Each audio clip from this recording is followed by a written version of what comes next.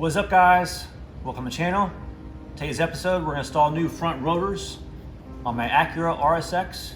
Let's go ahead and get started. All right, guys, here's the 2002 Acura RSX we will be replacing front brake rotors on. This car just rolled over 250,000 miles. From my recollection, I believe this will be the third set of front rotors on this car. I'm not very hard on brakes. The car mostly does highway miles, so that prolongs the life of the brakes, particularly the brake rotors. Anyhow, why it needs front brake rotors is I can feel pulsating in the brake pedal. So that leads me to believe that the rotor is warped and it's grabbing on the high spots. So we'll go ahead and get these replaced. We'll be using these Detroit axle front rotors, which is actually sold in pairs, which is actually a pretty good idea. And I'll go over the list of the tools that we'll need. So 2 jack stands, impact socket set if you have an impact driver, brake parts cleaner and paper towels. You'll want to clean the brake rotors with that brake parts cleaner before they go on due to the oils on the manufacturing process of these rotors. Impact gun, various wrenches, a rubber mallet, a screwdriver impact set, a small sledgehammer, a 1/2-inch breaker bar, and a 1/2-inch socket set.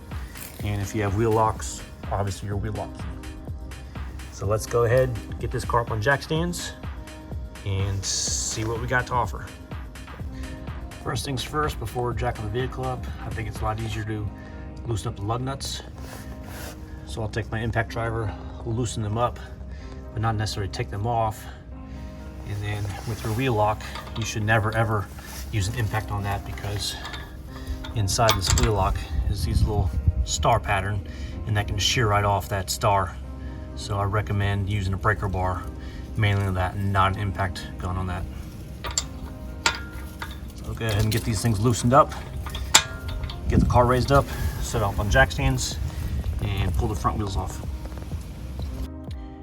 In order to raise this car up with my floor jack, here is the front main jacking point, which is on the front subframe of the vehicle. You'll see that it bumps out on the bottom. There's even an arrow that's actually pointing towards it, so you can't mistake it. This is available on most vehicles, so check your vehicle's owner's manual to make sure your vehicle has a front jacking point if you're not doing this on an Acura RSX and using this video as a reference.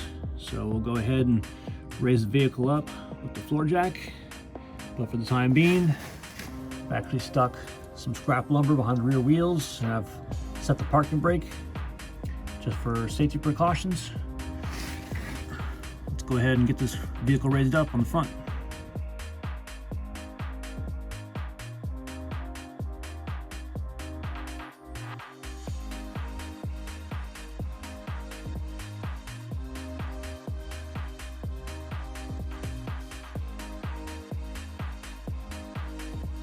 Right here on the unibody of the car is jack supports. So as you can see, my jack stand is sitting around the jack supports. You don't want to set this anywhere else on the car, but these are specifically designed by the manufacturer for the way the car to sit on. I'll show you the other side. Same thing on the passenger side. That is your jack support right there. So obviously the jack stand is sitting safely in place. Also, when supporting this car, I like to leave the floor jack in place on the front jack point, just for safety precautions. So you've got 3 items supporting the front of the car. So now I'll go ahead and pull the tires off.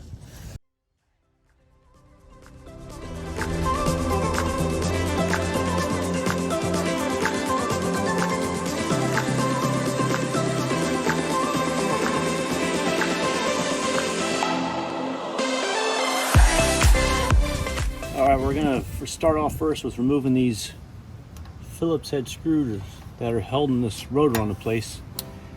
This has no structural indication whatsoever. Basically, the manufacturer just puts these 2 screws on, so when the car is going down the assembly line, the brake caliper can go on easily and the rotor's not, flopping or whatever. But Anyhow, I've got this impact screwdriver. I've got it set to loosen feature.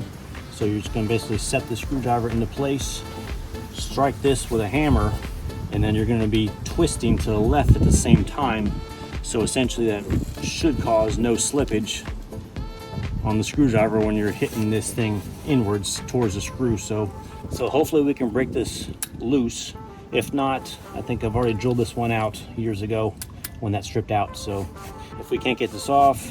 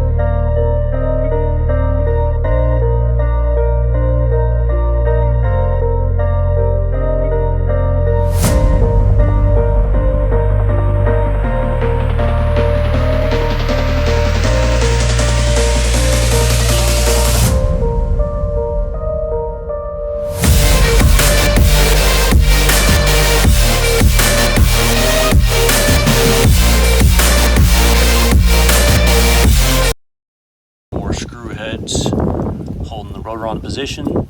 So next step, we'll go ahead and remove this caliper and caliper bracket. But in order to get easier access, we'll just go ahead and turn the wheels over to the left hand side. That way we've got maximum working space on the bolts on the back side here.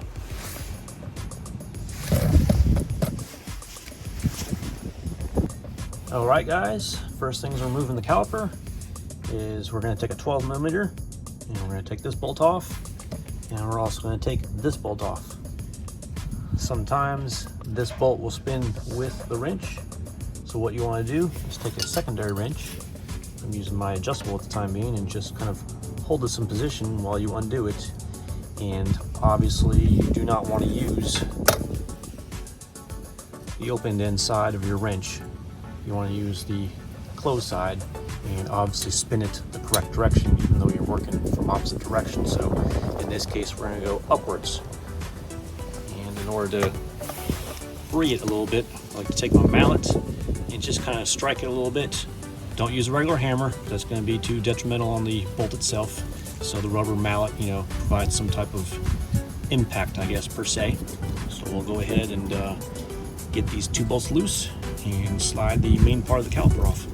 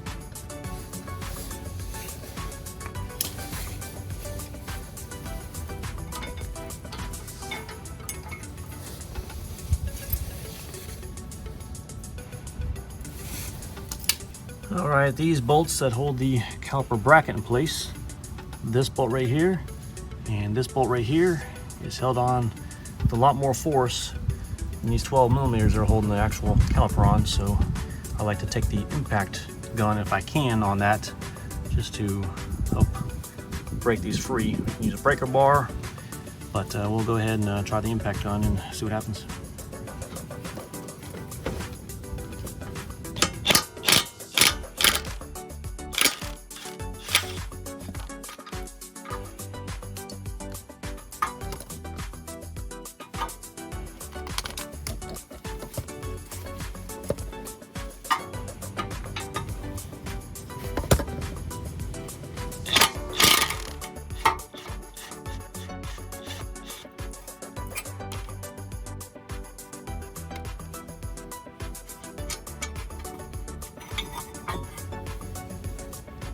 All right guys, caliper and caliper bracket is off.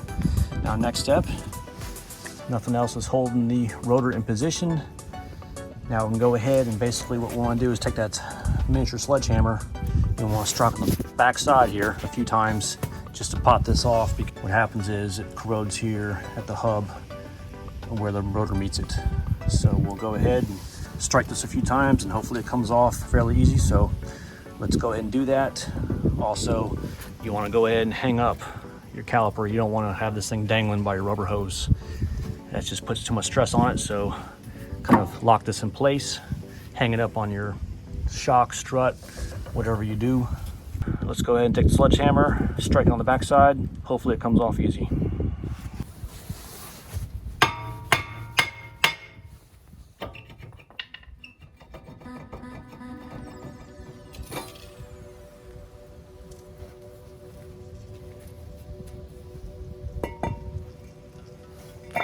All right guys, there's obviously some stubs from the screws that were drilled out.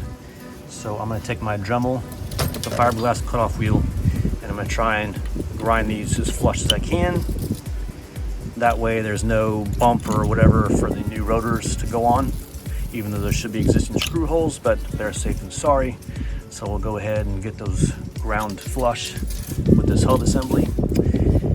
Now part of this rotor work is essentially getting these screws out. Now my friend Hal with an Honda Odyssey minivan, he's always going through rotors for whatever reason. I told him, I was like, well, if those screws don't come out, that's mostly half the time of the job, but fortunately I think we put some grease on the threads, and I don't think I put grease on the threads when I did this a few years back. So if you want to put the screws back in, put a little bit of grease on the threads. Don't over tighten these things, because these little Phillips head screws, they are a pain in the butt to get out. And again, you know, I believe that these are optional to put back in, because once the wheel is back in the position, torqued down with the lug nuts, that rotor's not going to wobble whatsoever. So that's up to your discretion if you want to put screws back in the position after this job is done. So let's go ahead and ground these flush.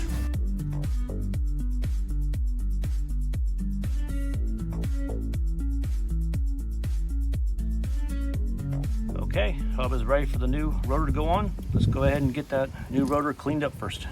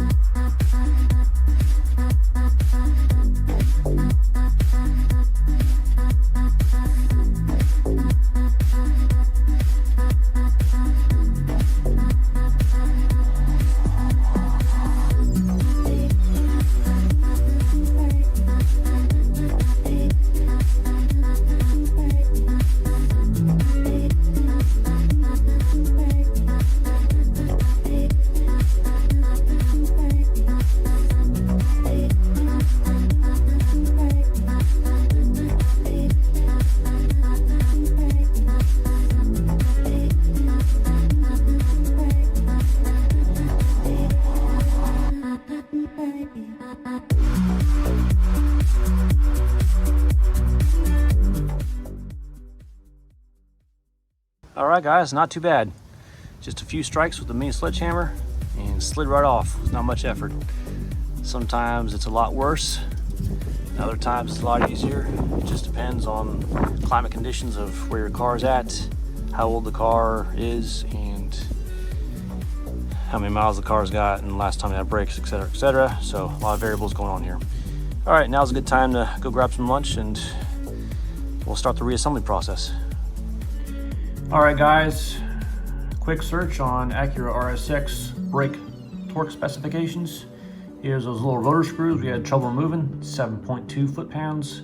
The caliper carrier, which is basically the caliper mounting bracket, that's 80 foot-pounds. And the small caliper slider bolts, which are the 12 millimeters, that's 24 foot-pounds.